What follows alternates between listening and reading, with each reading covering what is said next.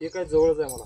4 दिवस लेट जरी झालं भरायला तरी काय हरकत नाही. फक्त बेड भरताना पालान शेणखत झाला हे शेणाच तर गार झालाय का बघायचा, नंतरच मग गांडूळ वरती सगळ्यात वरती सोडायचा आपण. हे पालान शेणखत झालं की वरचं जे भरायचं आहे 1-2 दिवस गॅप द्यायचं, म्हणजे हे पूर्ण शेण हे सगळं गार होते.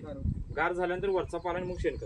पहिला पाला शेण परत पाणी परत पाला परत शेणखत परत पाणी. जेवढं पाणी मारतीला तेवढं सुरुवातीला चांगलं आहे.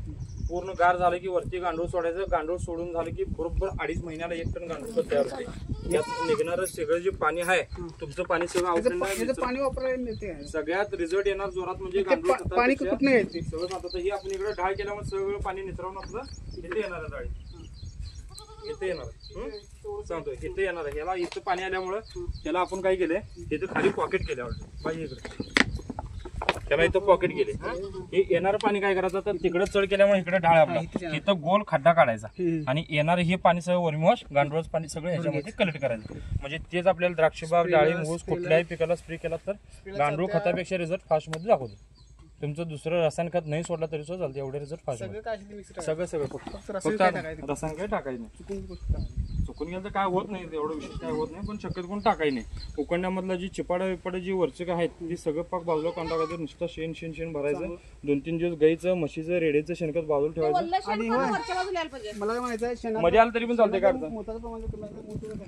टाका की चालते. गांडूळ सोडूच पर्यंत मुताचं प्रमाण असू दे, शेण असू दे, गोमूत्र असू दे, जीवामृत असू दे, काही टाका चालते. फक्त एकदा गांडूळ ह्याच्यामध्ये सोडला पण की परत ह्याच्यामध्ये दुसरं काही सुद्धा टाकायचं.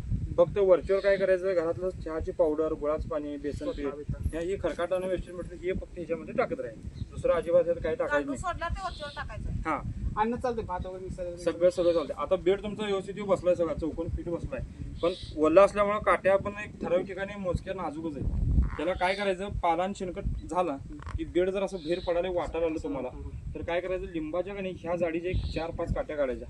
5 काट्या काढल्यानंतर का नाही आता प्रत्येक ठिकाणी आता हिथे काठी मारायची. ही 1 इथं 2 इथं 3 जाडीला मोठ्या घ्यायच्या. हे काय पॉकेट नाही काय नाही इथं मारायचे. घाणन द्यायचं तुला 1 फूटवर जमिनीत घालवायचं म्हणजे बेड बाहेर पडू नये म्हणून. तिकडल्या बाजूला 3 तिकडल्या बाजूला 3 6 काट्या मारायच्या आणि उंचीला एवढं घ्यायचं. हो एवढ्या उंचीला घ्यायचं. भविष्यात आपल्याला समजायला जर सावली करायचं असेल तर ह्या काट्या असतात वरनं काय टाकायचं आणि वरनं शेड टाकून सोडलं की सावली पण होऊन जाते ऑटोमॅटिक. उन्हाळ्यात पुढचं प्रोसेस आहे. फक्त आता काट्या मारताना उंचीला मारा म्हणजे पुढे नंतर जर ऊन वाढायला लागलं तर वरती आपल्याला सावली करता येते. चाल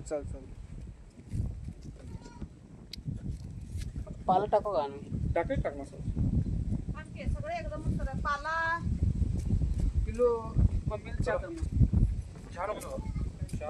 नाही